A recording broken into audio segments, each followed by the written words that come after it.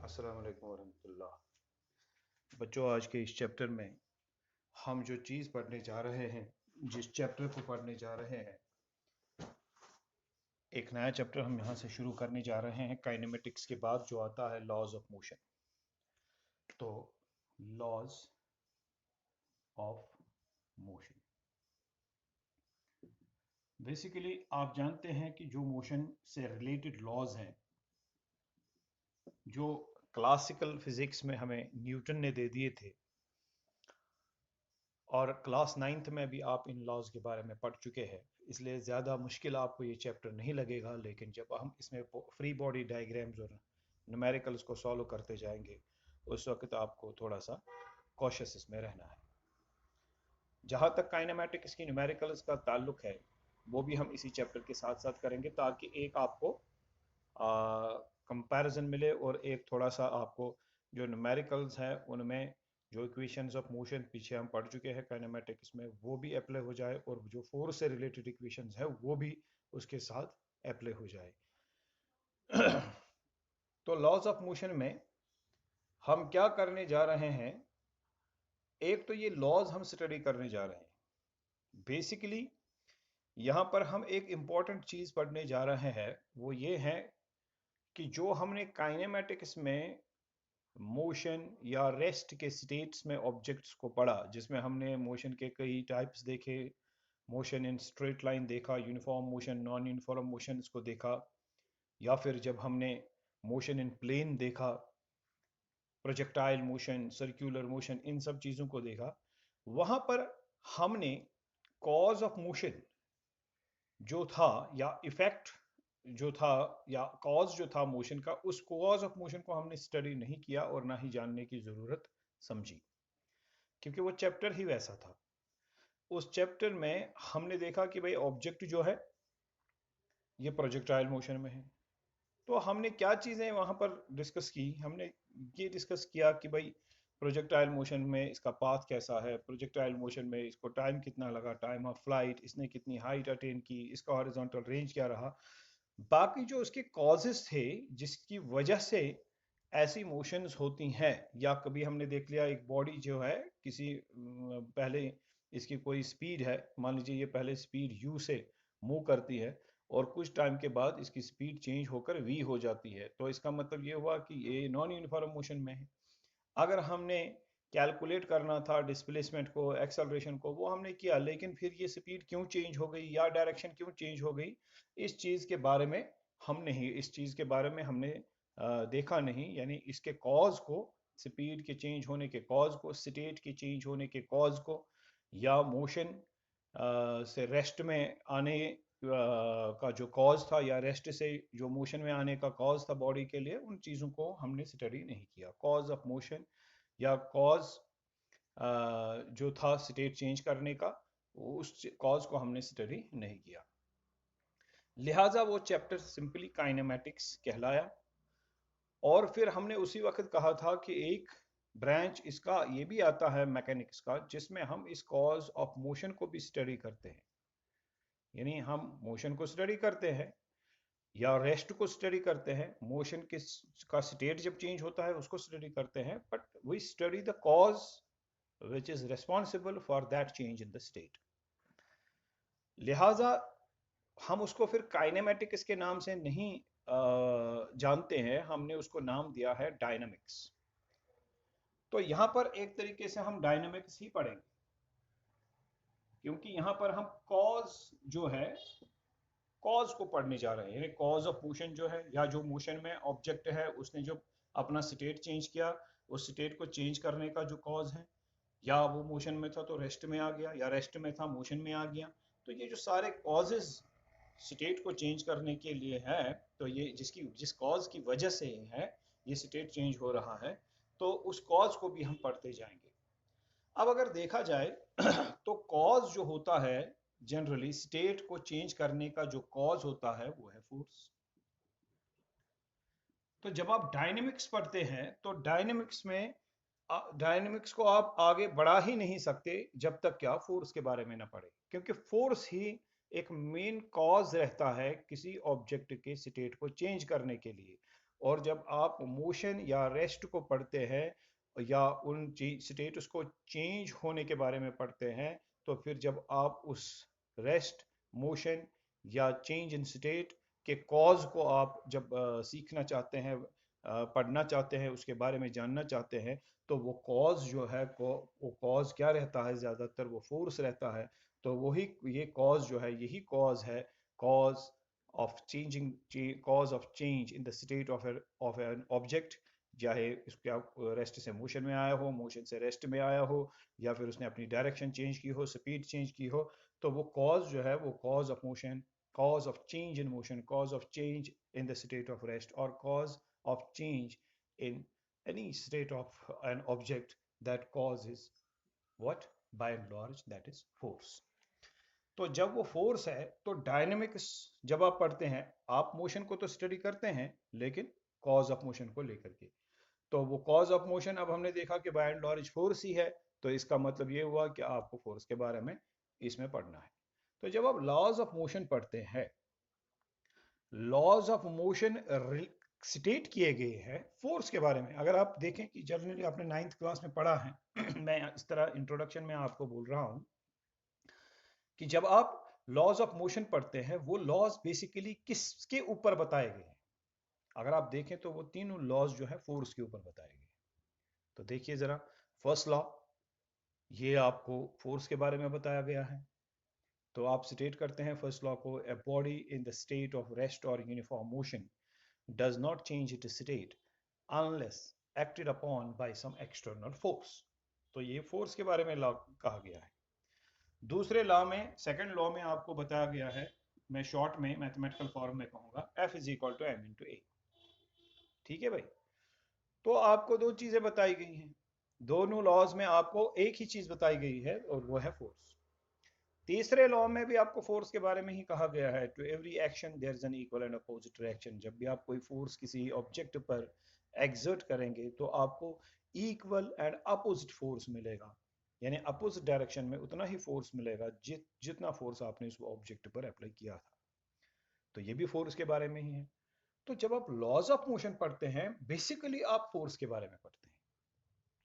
तो लिहाजा laws of motion पढ़ने से पहले ये ठीक रहता है कि हम फोर्स के बारे में जान लें कि फोर्स है क्या चीज और फोर्स से क्या क्या चीजें की जा सकती है। उसके बाद इस फोर्स पर जो लॉज, जो कानून इस पर बताए गए हैं फोर्सेस पर, वो हम सीखेंगे। और जब हम चैप्टर में एक लॉ, दूसरा, तीसरा लॉ पढ़ते जाएंगे, आप देखेंगे कि ये पूरा चैप्टर ही, जो भी टॉपिक आप इस चैप्टर में पढ़ेंगे, वो सिर्फ और सिर्फ रिलेटेड टू फोर्स होगा। ठीक है ना? चाहे वो लॉज हो जो न्यूटन ने स्टेट किए थे, चाहे वो कुछ क्वांटिटीज हो लाइक इम्पल्स, ठीक है ना, चाहे वो बाकी चीज़ें हों, जब आप नॉर्मल रिएक्शंस पढ़ते हैं, बाकी चीज़ें पढ़ते हैं, लॉज पढ़ते हैं, इम्पल्स जैसी क्वांटिटीज पढ़ते हैं, फोर्सेस के टाइप्स पढ़ते हैं, तो वो सारा फोर्स के बारे में ही ये सारा चैप्टर है। तो लिहाजा हमारी इंट्रोडक्शन में सीधे ही हम लॉज पर नहीं जाएंगे, लेकिन पहले इस क्वांटिटी पर, जिसको हम फोर्स कहते हैं, जो बेसिस बनता है इस चैप्टर का, उस क्वांटिटी को पहले हम समझने की कोशिश करेंगे। तो हमारा पहला मसला जो है, पहला टॉपिक जो आज का है इस इंट्रोडक्शन में, वो ये है कि व्हाट इज फोर्स। फोर्स है क्या? बहुत छोटी क्लासेस से आप समझ चुके हैं कि फोर्स एक ऐसी चीज है, एक ऐसी क्वांटिटी है या एक ऐसा एक्सटर्नल एजेंट है जो जब किसी ऑब्जेक्ट पर एग्जर्ट किया जाता है, यानी जब हम किसी बॉडी पर फोर्स अप्लाई करते हैं, तो क्या होता है कि अगर वो बॉडी रेस्ट में है तो उसकी पॉसिबिलिटी होती है वो मोशन में आ जाए। अगर वो ऑलरेडी मोशन में है तो पॉसिबिलिटी रहती है या तो वो रेस्ट में आ जाए, या उसकी स्पीड इंक्रीज हो जाए, या उसकी स्पीड डिक्रीज हो जाए, या फिर उसकी डायरेक्शन चेंज हो जाए। मतलब ये हुआ कि देखिए आप क्या काम कर सकते हैं फोर्स से। आप मान लीजिए इस सरफेस पर एक ऑब्जेक्ट है, ये, ठीक है भाई। आपने क्या किया कि आपने मान लीजिए इसके साथ एक धागा या एक स्ट्रिंग बांध लिया है और यहाँ पर एक पुली है, एक व्हील जैसा होता है पुली, तो जिसको आप अटैच कर सकते हैं किसी चीज़ के साथ। तो आपने यहाँ पर एक पुली रखी हुई है और इस पुली पर एक स्ट्रिंग है और यहाँ एक हैंगर है। इस हैंगर में आप वजन डाल सकते हैं, वेट डाल सकते हैं। ये वेट है। तो अगर आप यहाँ पर कुछ वेट ऐड करेंगे, मान लीजिए आपने 100 ग्राम्स वेट ऐड किया, तो नतीजा क्या होगा कि इस पर, यानी इस ब्लॉक पर, मान लीजिए लकड़ी का ब्लॉक है, टेबल की सरफेस पर है, तो इस पर वो फोर्स एक्सर्ट होगा। जितना आप यहाँ पर वेट डाल देंगे तो इसकी खिंचाई होगी आगे की तरफ, यानी इस पर फोर्स एक्सर्ट होगा इन दिस डायरेक्शन। ठीक है, मान लीजिए आप डालते जा रहे हैं, डालते जा रहे हैं और ये आगे बढ़ता जा रहा है, और जैसे जैसे आप यहाँ पर वेट डालेंगे आप देखेंगे कि ये पहले रेस्ट में था, अब आपने यहाँ पर वेट अप्लाई किया, सस्पेंड किया इसको, तो फिर नतीजा क्या हुआ कि ये स्लाइड हो गया अलोंग द सरफेस या ओवर द सरफेस। इसका मतलब ये हुआ कि इस पर आपने एक फोर्स एग्जर्ट किया है इस डायरेक्शन में, और अब ये चलने लगा, मूव करने लगा। तो जब ये ऑब्जेक्ट मूव करने लगा, पहले तो ये रेस्ट में था, अब ये मोशन में आ गया, यानी पहले इसकी स्पीड जीरो थी, अब इसकी स्पीड जीरो नहीं है। तो क्या कहेंगे कि आपने क्या किया? आपने इसकी रेस्ट वाली स्टेट को मोशन में बदल दिया, रेस्ट चेंजेस इनटू मोशन। या फिर इसकी स्पीड जीरो थी, अब इसकी स्पीड जीरो नहीं है, तो इसका मतलब ये है कि there is change in speed, अब इसकी स्पीड चेंज होगी। ठीक है भाई, आई ना बात समझ में? इसी तरह से आप एक और चीज देख लीजिए कि अगर आपके पास लेवल ग्राउंड पर एक बॉल आ रही है, मान लीजिए, या मान लीजिए किसी सरफेस पर एक स्मूथ सरफेस है, यानी सरफेस बिल्कुल रफ नहीं है, पॉलिश्ड सरफेस है, एक पॉलिश्ड सरफेस पर से एक बॉल आ रही है, मान लीजिए इस तरफ आ रही है। ठीक है, और मान लीजिए किसी लड़के ने बल्ले से एक बैट से इसको मारा और नतीजा ये हुआ कि बॉल जो है इस तरफ दौड़ने लगी, अब ये इस तरफ दौड़ने लगी। ठीक है ना? तो आप समझ लीजिए कि क्या हुआ कि यहां पर जैसे ही ये आगे दौड़ने लगी, बॉल दौड़ने लगी, तो आप क्या कर रहे हैं, आपने इस तरह से यहां पर कुछ, मान लीजिए इस तरह से हमने, ये एक रस्सी है और इस रस्सी पर हमने कपड़े सुखाने के लिए डाल दिए, लाइक दिस, लाइक दिस। अब जब ये बॉल यहां से आ जाएगी तो ये इन कपड़ों में से जाएगी। ठीक है ना? तो मान लीजिए ये कपड़ा है, ये कपड़ा है, ये कपड़ा है, ये पर्दे मान लीजिए कर्टन्स हैं, तो इन कर्टन्स में से ये बॉल होती हुई जाएगी। तो क्या अगर ये कर्टन्स नहीं होते तो बॉल बहुत तेजी से यहाँ तक आ जाती, पहुंच जाती, मगर अब ये कर्टन्स बीच में है तो बॉल आ रही है इस कर्टन के साथ टकरा के, इस कर्टन के साथ टकरा के, और हो सकता है कि फिर ये तीसरे कर्टन के साथ टकरा के रुक जाए, या फिर तीन अगर बहुत तेजी से आ रही हैं तो हो सकता है कि ये तीन चार कर्टन्स को क्रॉस करके आगे बढ़ जाए और फिर रुक जाए।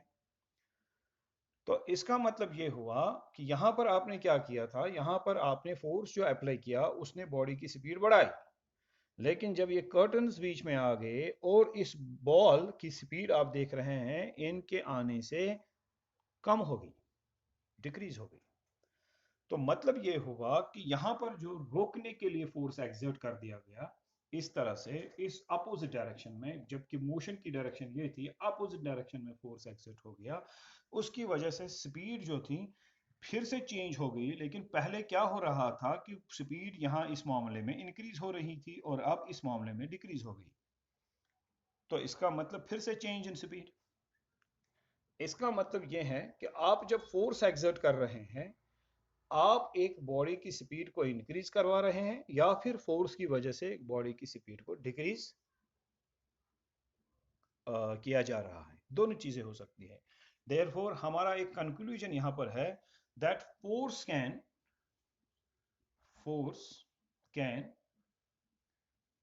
Change speed of a body, speed of a body. अगर आपको स्पीड चेंज करनी है तो आप फोर्स अप्लाई कर सकते हैं। ठीक इसी तरह से अगर कहीं पर किसी डायरेक्शन में कोई ऑब्जेक्ट जा रहा है, मान लीजिए आप देख रहे हैं कि आप एक बॉल जो है एक डायरेक्शन में आ रही है, तो एक बैट्समैन ने बल्ले से फोर्स अप्लाई करके दूसरी डायरेक्शन में इस बॉल को घुमाया। मतलब ये हुआ कि जब उसने हिट मारा तो बॉल किसी और डायरेक्शन में चली गई, इस बॉल की डायरेक्शन चेंज हो गई। या एक फुटबॉल प्लेयर के पास एक फुटबॉल प्लेयर के पास एक बॉल यहाँ पर पहुंची और उसने इसको फोर्स अप्लाई करके किसी और डायरेक्शन में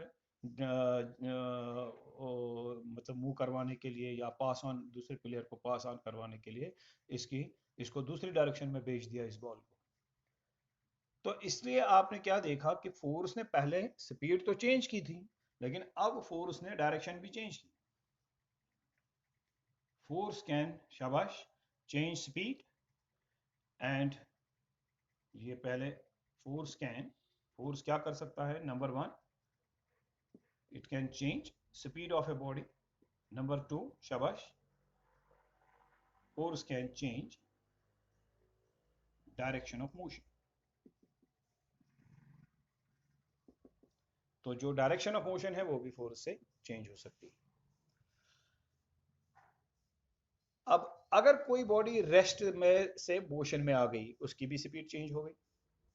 स्पीड चेंज होने का मतलब क्या है? या तो बॉडी अगर रेस्ट में है वो मोशन में आ सकती है, मोशन वाली बॉडी रेस्ट में जा सकती है, या कोई मूव कर रही है अब उसकी स्पीड इंक्रीज हो सकती है, कोई ऑलरेडी मूव कर रही थी अब उसकी स्पीड डिक्रीज हो सकती है।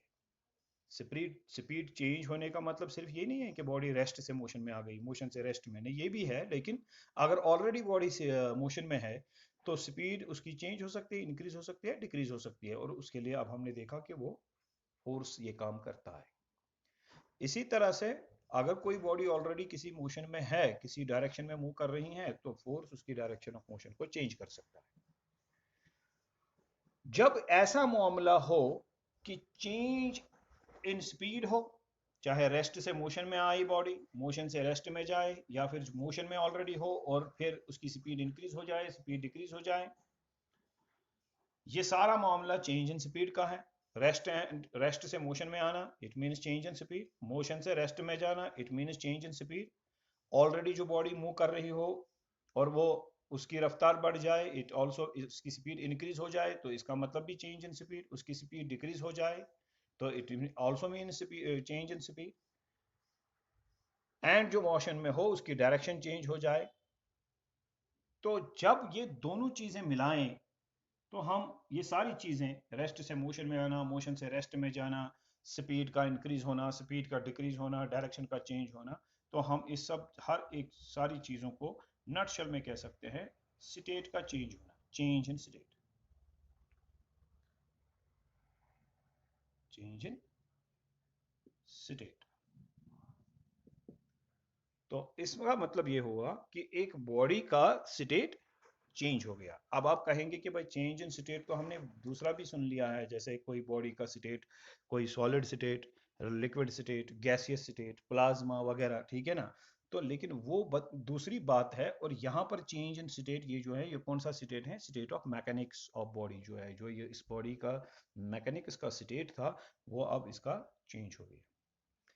तो ये चेंज इन स्टेट जो है, ये चेंज इन स्टेट में है क्या क्या चीज, यानी एक बॉडी का स्टेट चेंज हो गया तो इसका क्या मतलब हुआ?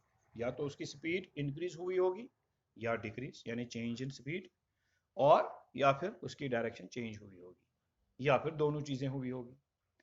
अब जरा आप ही बताइए, हम कैसे समझेंगे कि इस बॉडी का स्टेट चेंज हुआ है या नहीं? एक टर्म में या एक क्वांटिटी में इसको कैसे एक्सप्रेस करेंगे चेंज इन स्पीड स्टेट को? किसी भी बॉडी का जब स्टेट मेंशन किया जाता है तो उसके बेहतरीन तरीका यह होता है कि उसकी वेलोसिटी। देखिए, जब स्पीड चेंज हो जाएगी किसी ऑब्जेक्ट की तो वेलोसिटी चेंज हो गई। जब डायरेक्शन किसी बॉडी की चेंज हो जाएगी, डायरेक्शन ऑफ मोशन, तो उसकी भी वेलोसिटी चेंज हो गई। तो टोटल में ओवरऑल कुल हम ये कह सकते हैं कि जब भी किसी बॉडी की वेलोसिटी चेंज हो जाए, वेक्टर वेलोसिटी जब चेंज हो जाए, मतलब स्पीड इंक्रीज हो गई, वेलोसिटी इंक्रीज हो गई, स्पीड डिक्रीज हो गई, वेलोसिटी डिक्रीज हो गई, स्पीड या बॉडी की डायरेक्शन चेंज हो गई तो फिर भी वेलोसिटी चेंज हो गई। तो अगर हम देखें कि भाई चेंज इन स्टेट का वन टर्म एक्सप्रेशन क्या है, तो वो है चेंज इन वेलोसिटी। जब भी किसी ऑब्जेक्ट की वेलोसिटी आप चेंज होते हुए देखें मैग्नीट्यूड में या डायरेक्शन में, तो इसका मतलब है कि वहां पर स्टेट चेंज होता है। अब पहले हम ये डेमोन्स्ट्रेट कर चुके हैं कि ये स्टेट, चाहे वो स्पीड का इंक्रीज होना डिक्रीज होना हो या डायरेक्शन का चेंज होना, अब हम शॉर्ट में कहेंगे वेलोसिटी का चेंज होना, ये जो स्टेट चेंज होता है किसी ऑब्जेक्ट का, वो सिर्फ और सिर्फ फोर्स से हो सकता है। यानी एक बॉडी, यहाँ पर आपने देखा इसकी स्पीड इंक्रीज हो गई, ये रेस्ट से मोशन में आ गई, और यहाँ पर आपने देखा बॉडी मोशन से रेस्ट में आ गई। इसी तरह से स्पीड अगर आपको इस ऑब्जेक्ट की बढ़ानी हो तो आप यहाँ ज़्यादा और वेट डाल देंगे ताकि तेज़ी से आगे जाएं, तो आपने ज़्यादा फोर्स अप्लाई किया, इसकी ज़्यादा स्पीड आ गई, तो इसका मतलब स्टेट, इसकी वेलोसिटी बढ़ गई। तो इसका मतलब ये हुआ, ये आपने देखा कि स्टेट तभी चेंज हो रहा है, स्पीड इंक्रीज डिक्रीज हो रही है, डायरेक्शन चेंज हो रही है, ये सब इन तीन चीज़ों में, आप तीन केसेस में आपने देखा, ये तभी होता है जब आप फोर्स अप्लाई करते हैं। इसका मतलब ये हुआ, एक बॉडी तब तक स्टेट ही चेंज नहीं कर सकती जब तक कि हम फोर्स अप्लाई ना करें, और जब उसका स्टेट चेंज हो जाए तो क्या चीज चेंज होगी? वेलोसिटी। वेलोसिटी का चेंज होने का मतलब क्या है? या तो इसकी स्पीड इंक्रीज हो गई, या फिर डिक्रीज हो गई, या फिर इसकी डायरेक्शन चेंज हो गई, या या स्पीड चेंज भी हो गई और डायरेक्शन भी चेंज हो गई, दोनों चीजें हो गई। मगर ये सब हो सकता है, ये चेंज इन स्पीड स्टेट और चेंज इन वेलोसिटी, ये सब चीज़ें हो सकती, ये हो सकता है, ये चेंज इन स्टेट हो सकता है, ये चेंज इन वेलोसिटी हो सकता है only when you apply some force on the body, तभी जब आप इस बॉडी पर कोई फोर्स अप्लाई करेंगे। अब वो फोर्स जो होगा, जो आप अप्लाई कर रहे हैं, वो कई किस्म का होगा, उस पर हम आगे बात कर सकते हैं। एक कंटैक्ट फोर्स हो सकता है, एक फोर्स विदाउट कंटैक्ट हो सकता है। अब वो फोर्स फिर ग्रेविटी का भी हो सकता है, बाकी चीजें हो सकती हैं, फ्रिक्शन का हो सकता है, कई तरह के फोर्सेस हो सकते हैं। लेकिन हमेशा ये याद रहे कि जब भी चेंज स्टेट का में जो चेंज प्रोड्यूस करनी हो, तो स्टेट में चेंज तभी प्रोड्यूस हो सकते हैं जब आप फोर्स अप्लाई करें, और उस चेंज इन स्टेट को एक्सप्रेस किया जा सकता है, समझा जा सकता है by the change in velocity, कि वेलोसिटी कितनी चेंज हो गई, डायरेक्शन में कितना चेंज हो गई, या फिर बॉडी की स्पीड जो है वो कितनी चेंज हो गई। मैग्नीट्यूड भी कह सकते हैं कभी कि वेलोसिटी का मैग्नीट्यूड भी कितना चेंज हो गया। अब सवाल ये पैदा होता है कि जब आपने फोर्स अप्लाई किया, स्टेट चेंज हो गया, और इसका मतलब ये हुआ कि यहाँ पर फोर्स एक ऐसा एजेंट बन गया जिस एजेंट की वजह से एक बॉडी का स्टेट चेंज होता है। तो हम एक सिंपल सी डेफिनेशन फोर्स की यह भी कह सकते हैं that a force is an external agent which changes the state, which changes or tends to change the state of a body। तो फोर्स एक एक्सटर्नल एजेंट हो गया। अभी कभी कभी आप कहते हैं फोर्स इज अ पुश और पुल, ठीक है ना, तो वो आप वैसे भी डिफाइन करते हैं, लेकिन मैंने जिस तरह से समझाया, तो हम एक सिंपल डेफिनेशन ये भी कह सकते हैं that force is an external agent which changes और tends to change the state of a body.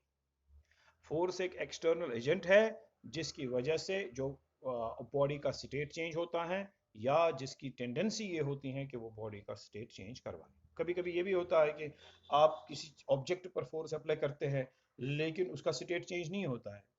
मिसाल के तौर पर अगर मैं किसी हेवी ऑब्जेक्ट को पुश करूं और वो बिल्कुल न हिले, तो हम क्या कहेंगे? हम कहेंगे कि भाई बॉडी, इसका ऑब्जेक्ट का स्टेट ही चेंज नहीं हुआ। ये बड़ा सा पत्थर था, एक चट्टान था, एक रॉक थी, मैंने इसको धक्का मारा, ये नहीं हिली, तो इसका मतलब इसका स्टेट चेंज नहीं हुआ। तो क्या मेरा फोर्स जो है, वो जो मैंने अप्लाई किया वो फोर्स ही नहीं था? क्योंकि फोर्स तो स्टेट चेंज करवाता है। अब इस चट्टान का स्टेट चेंज नहीं हुआ, ये रेस्ट में थी, रेस्ट में ही है। नहीं, आपने जो फोर्स अप्लाई किया वो उतना ज्यादा नहीं था, वो इनसफिशिएंट था, उसने इस बॉडी का स्टेट चेंज नहीं करवाया। लेकिन हम ये कहेंगे कि फोर्स की, इसीलिए हम कहते हैं कि फोर्स या तो ऑब्जेक्ट का स्टेट चेंज करवाएगा या उसकी टेंडेंसी होगी टू या it tends to change the state of a body. तो कभी कभी वो इनसफिशिएंट होगा और बॉडी का स्टेट चेंज नहीं होगा उसकी वजह से, लेकिन उसकी टेंडेंसी हमेशा यही रहेगी कि वो बॉडी का स्टेट चेंज करवाए।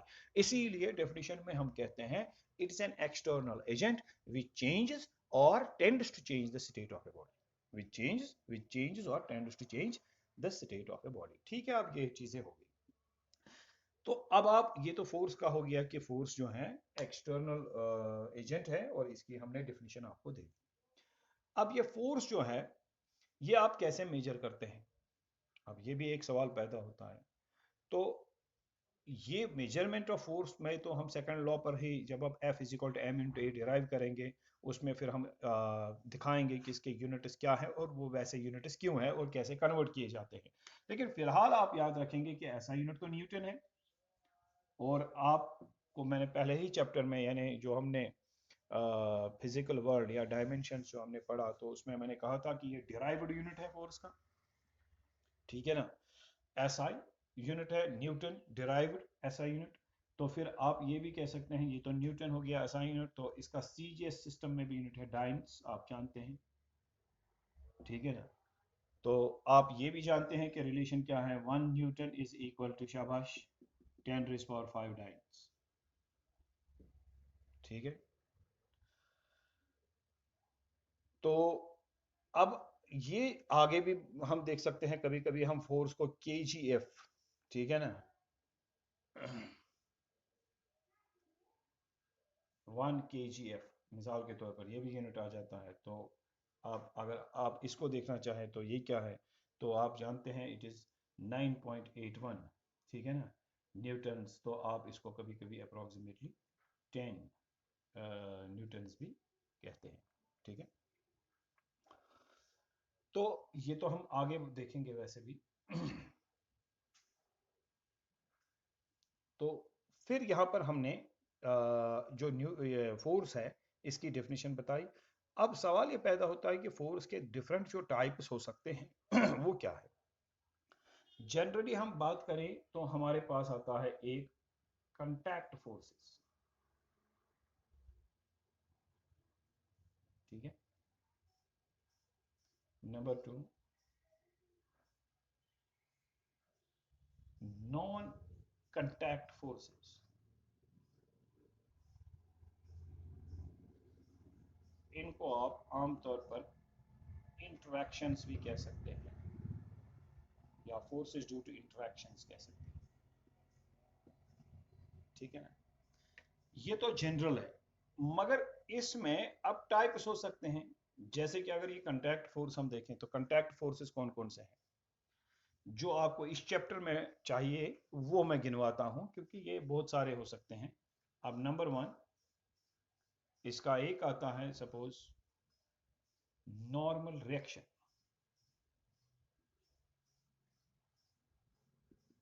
ये कंटैक्ट फोर्सेस में हम पाते हैं एक टाइप जो आपको इस चैप्टर में चाहिए, जिसके बारे में हम बात करेंगे। नंबर 2 टेंशन, इसको आमतौर पर नॉर्मल रिएक्शन को हम एन से डिनोट करते हैं, और टेंशन को हम आमतौर पर टी से डिनोट करते हैं, कैपिटल टी, स्ट्रिंग्स वगैरह में पैदा होता है। और तीसरा फ्रिक्शन या फोर्स ऑफ फ्रिक्शन,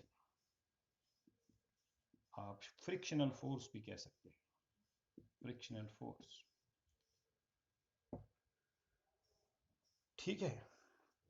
तो ये कुछ 3 मैंने यहाँ पर बता दिए चैप्टर के हवाले से जो इस चैप्टर में आपको मिलेंगे। फिर है नॉन कंटैक्ट फोर्सेस या फोर्सेस ड्यू टू इंटरैक्शंस, ठीक है। अब ये फोर्स ड्यू टू इंटरैक्शन क्या है, फोर्स ड्यू टू इंटरैक्शन है, देखिए, फोर्स ड्यू टू इंटरैक्शंस में आपको मिलेगा जैसे कि ग्रेविटेशनल फोर्स,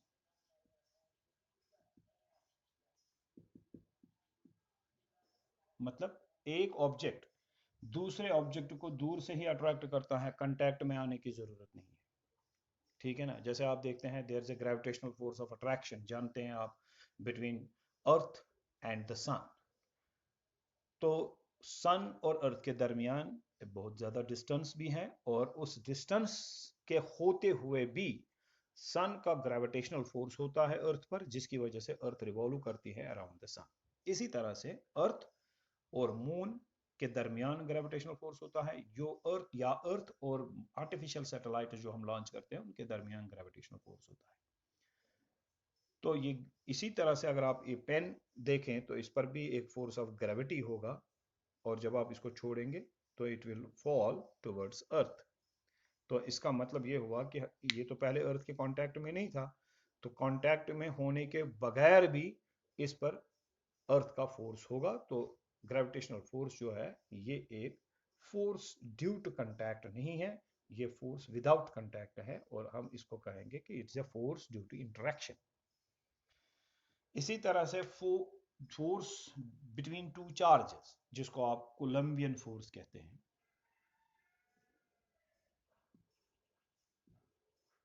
ये भी किस में आएगा? नॉन कांटेक्ट फोर्स में। तीसरा, ठीक है, दो हो गए। तीसरा न्यूक्लियर फोर्स, ठीक है। अब न्यूक्लियर फोर्सेस भी weak nuclear forces, strong nuclear forces हो सकते हैं। मैं यहाँ पर लिखता हूँ न्यूक्लियर फोर्स खाली। तो ये भी क्या है? ये भी फोर्सेस ड्यू टू इंटरेक्शन है, यानी कांटेक्ट में होने के बगैर ही ये दो फोर्सेस है। इसी तरह से आप मैग्नेट्स के दरमियान देखते हैं या मैग्नेटिक पोल्स के दरमियान देखते हैं, जैसे आप जानते हैं like poles repel, unlike poles attract, और उनके दरमियान भी जो फोर्सेस होते हैं वो भी फोर्सेस ड्यू टू इंटरेक्शन होते हैं। ये मैंने सिर्फ नाम गिनवाए। अब सवाल पैदा होता है कि जब हम इन फोर्सेस के बारे में बात करते हैं, ये नॉर्मल रिएक्शन क्या होता है, ये टेंशन क्या होता है, और फिर ये फोर्स ऑफ फ्रिक्शन क्या होता है, ये तो बाद में इस चैप्टर में आ जाएगा लास्ट पर, लेकिन उससे पहले लॉज आ जाएंगे फोर्सेस के बारे में। लेकिन हमें ये दो जो है इनको समझना जरूरी पड़ेगा, क्या नॉर्मल रिएक्शन क्या है और टेंशन क्या है। जब ना फोर्स को, तब जाके आप न्यूमेरिकल्स या फ्री बॉडी डायग्राम्स जो हैं उनको भी समझ पाएंगे, ठीक है। तो आपने कई बार इन फोर्सेस के बारे में बात की होगी या सुना होगा, नॉर्मल रिएक्शन, टेंशन। मेरे ख्याल से यहाँ पर हमारा जो वीडियो है ये आधे घंटे से लंबे टाइम का बन गया। मैं इसको यहाँ पर कट करता हूँ और मैं फिर दूसरे वीडियो में इन चीज़ों के बारे में, इन टाइप्स के बारे में बात करता हूँ। Thank you.